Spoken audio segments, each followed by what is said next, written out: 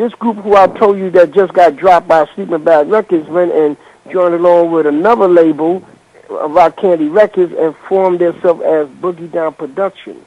They heard the bridge and they felt offended by what Mr. Magic did at their last encounter, that they go ahead and made this record called South Bronx went after, MC Sharon, the bridge, and that was the start. Mm-hmm.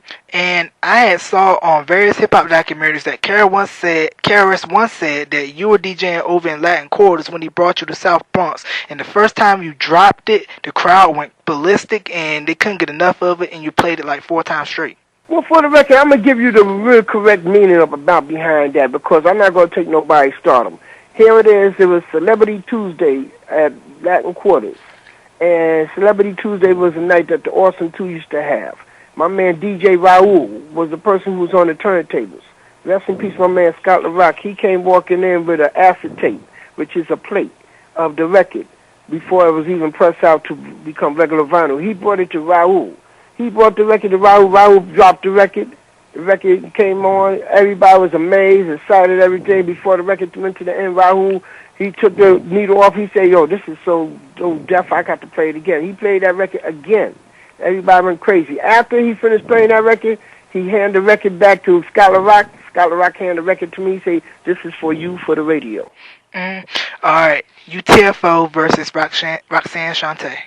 Say that again? UTFO versus Roxanne Shante. Which is UTFO versus Roxanne Shante, which is considered the first beef on records, on vinyl, in the beginning. UTFO made a record called Roxanne. From what I learned, they were supposed to be interviewed by Mr. Magic. They did not show up for interview. I don't know, whatever the mishap was, Mr. Magic got a little offended about it.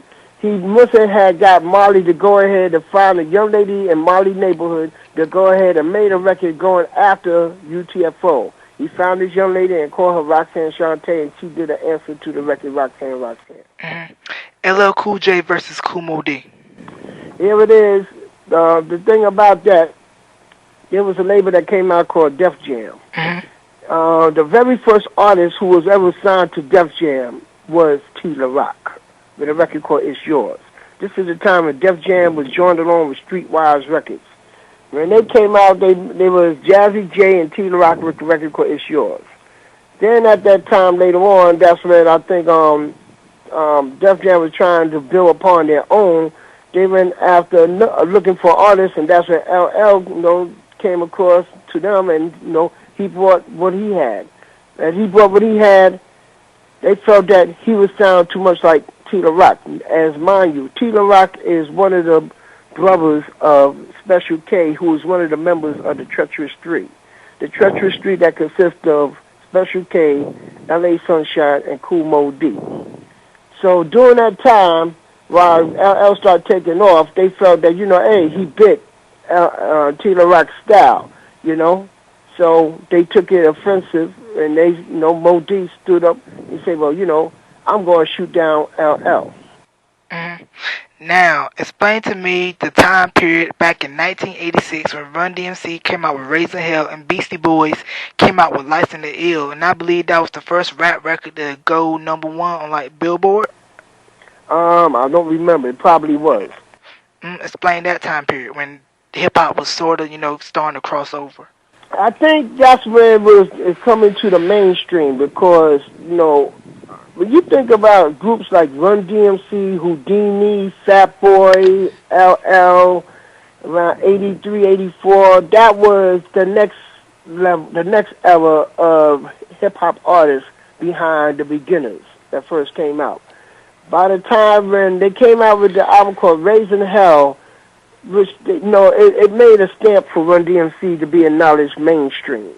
And then under the affiliation of Russell Simmons, also when he had Def Jam, he signed a group called Beastie Boys that came out with the album called License to Ill. That's when I think corporate and audience start acknowledging more and more of what rap music is. And I know it was around that period too. I remember the Fat Boys, they did some commercials for Swatch watches. Yes, they also did something for that at that time. Of course, they already had made their mark after the success when they came out, and also did like a movie. Yeah, and I heard too, movie theaters were very hesitant to have Crush Groove shown in their theaters because they feared fights was gonna break out or something. They always felt that, hip hop had its violence. Violence was always around before there was hip hop, regardless of what. They probably was fighting in movie theaters when they went to see Scarface. They probably not going to tell you because everybody want to try to be like Scarface after that. But then again, when they look at quote unquote anything pertaining to hip hop, they think it's violence. But then here it is. When you look at the movie Crush Groove, it ain't show no violence upon its own. It was a good story-made movie. What was your take on the R&B group Force MDs? Force MDs, which once upon a time was known as the Force MCs, they was a group that consisted of these guys that was not actually singing but harmonizing over hip-hop sound. Hip-hop sound where, the DJ, rest in peace, Dr. Rock, used to cut up records and they would harmonize and rap at the same time together. And a lot of people think that Force MDs should have been right up there with New Edition. Well, here it is. They're going to look at that because they came around the same era. They came around the same time. But here it is that Force MDs was more of the raw sound of what they was perfecting. As for New Edition, they was learned to be polished as artists. Yeah, because basically Force MDs, one of my all-time favorite underrated male R&B groups, Tender Love, Love is a House, Here I Go Again, the list goes on and on. Now explain to me the DJ Easy Rock, MC Rock bass record, It Takes Two, where they give you a shout-out in the record. It Takes Two, a record that was produced, I forgot who actually produced it, but these two guys that come from Harlem, Lincoln Projects, the home of Crash Crew, Rob Bass and Easy Rock, that was signed to an independent label that was on the Mountain Dave. They came across to Profile and they came with this record that lasted more than a year. It Takes Two, and it just went through the roof in '88 to '89. Yep, and it was the point where a lot of artists started using James Brown samples without getting clearance, correct? Well, it was a lot of people that was using samples of James Brown before no clearance. I mean, South Bronx, which came out in '86, and various other records probably before them. It was just that, James Brown's sound was something to us that we felt and cherished so much. Now, what was your take when Teddy Riley came in with New Jack Swing? When Teddy Riley came in with the New Jack Swing, Teddy Riley was just giving a touch-up of R&B because at one point in time, R&B was starting to sound a little stale, sounds a little dated. So what he did, he took a twist of some street sounds and mixed it in a more melodic way to sound sufficient for R&B singers to recite over.